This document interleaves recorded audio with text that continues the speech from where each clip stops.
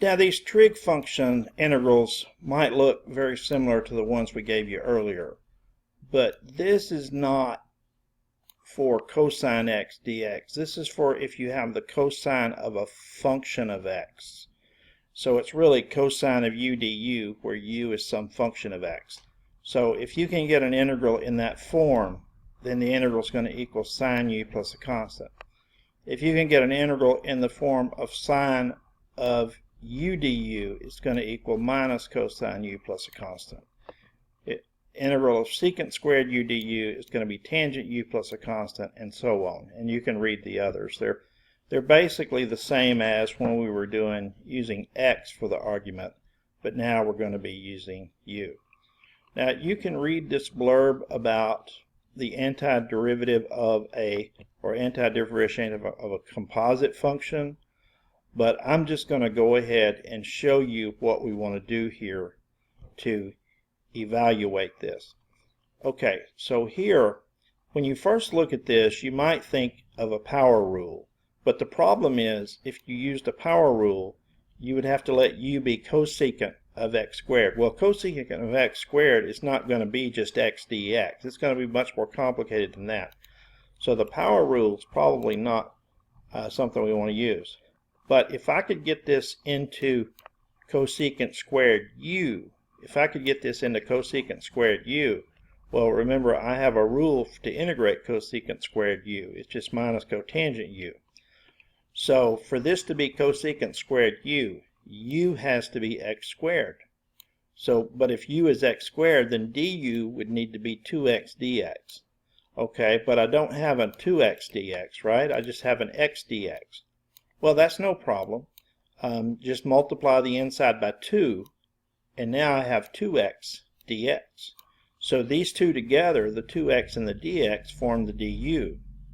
And remember, if I multiply the inside by 2, I have to multiply the outside by its reciprocal, 1/2. So now 2x dx is the du. And this is cosecant squared of x squared, but remember x squared is u, so we can say this is cosecant squared of u. So I have 1/2 cosecant squared of u. Now that equals minus 1/2 cotangent of u plus a constant. Now since this is an indefinite integral, I need to go ahead and change it back. So indefinite integrals, you go ahead and change back to the original variable. So just replace u with x squared to get your final answer. Well, here this one might look a little strange, but I want you to just focus on this portion right here. That's sine of sine x. Well, if you let u be sine x, then guess what? This is going to be sine of u. So I'm going to let u be sine x, and then du is simply cosine x dx. Well, notice that there's cosine x, there's dx, so I've already got du in this integral. So I can say this is just sine u du. And then the formula for integrating sine u, remember, is minus cosine u plus a constant. So that's just minus cosine u plus a constant, and then you can replace u with sine x, so it's minus cosine of sine x plus a constant. Now again on this one, the power rule wouldn't be appropriate because the derivative of secant is more complicated than just an x squared dx. So I'm going to use the trig rule. So I'm going to let u, since I know how to find the antiderivative of secant squared u, that's one of the formulas, then I'm going to let u just be the x cubed. So if I let u be the x cubed, then the du would be 3x squared dx. Well, I have x squared and I have dx. I just need a 3 to go in there with it. So if I put a 3 in there, then when you put this together with this factor, you actually get du. So the product of 3x squared dx is the du. And now this is secant squared u, so that's just secant squared u.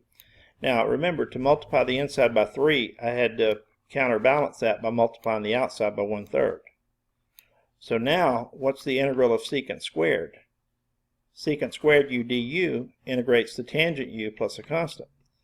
So that's just going to integrate to tangent u, and then you've still got to multiply it by 1/3, so you have 1/3 tangent u plus a constant. All right, now over here, let's see what we got over here. Well, notice that I have secant and tangent.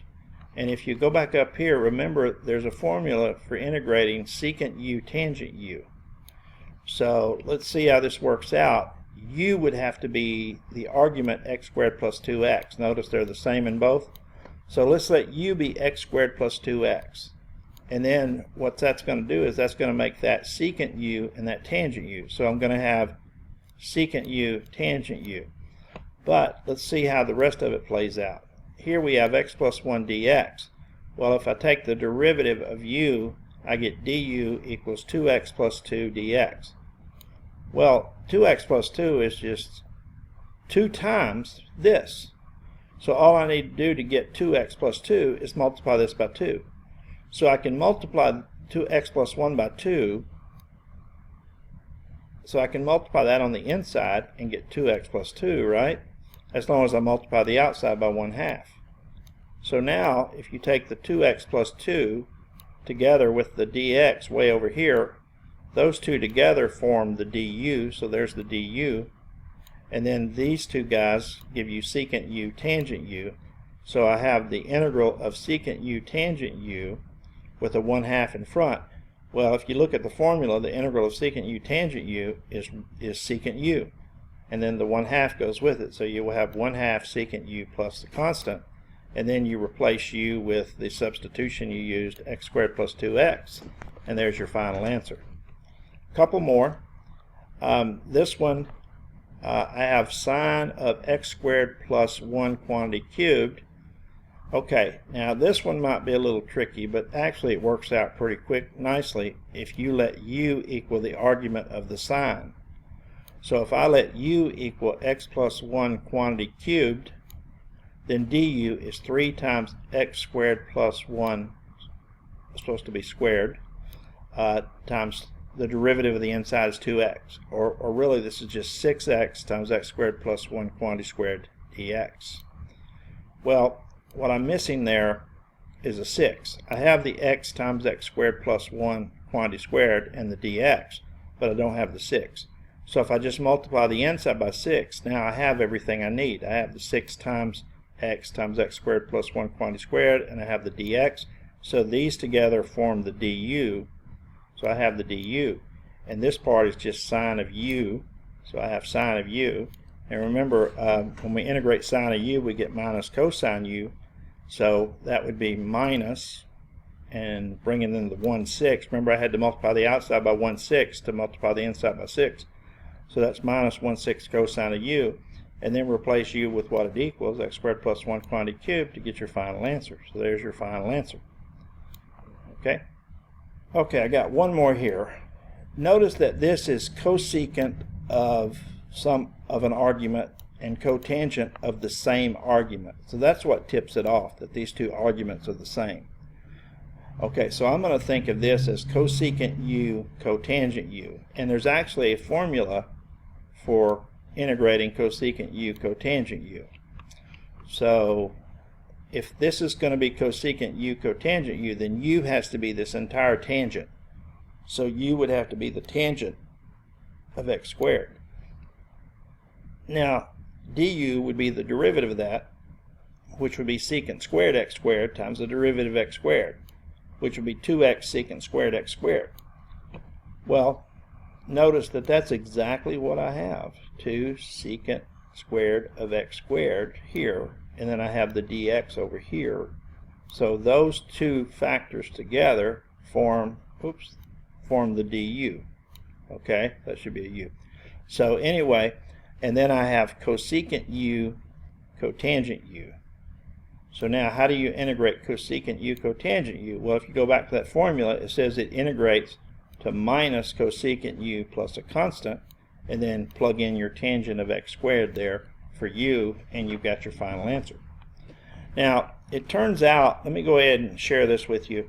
It turns out that if f is an even function, then when you integrate from minus a to a, f of x dx, you get twice the integral that you would get if you integrated from 0 to a, f of x dx. So in other words, if you wanted to integrate cosine x from minus pi over 2 to pi over 2, that would be the same as integrating the same function from 0 to pi over 2 and then just multiplying it by 2. And you can verify that yourself. Now, if f is an odd function and you integrate from minus a to a, then the integral of f of x dx is 0. So if you look down here, the function x cubed minus x is an odd function, and I'm integrating from minus 2 to 2, so I'm integrating from minus a to a, so that's 0. Now, there's no harm if you go ahead and try to integrate this. This is just a couple of shortcuts that can be used on even and odd functions. Okay? Alright, so that's the end of integration by substitution, and then the next sections we're going to talk about numerical integration.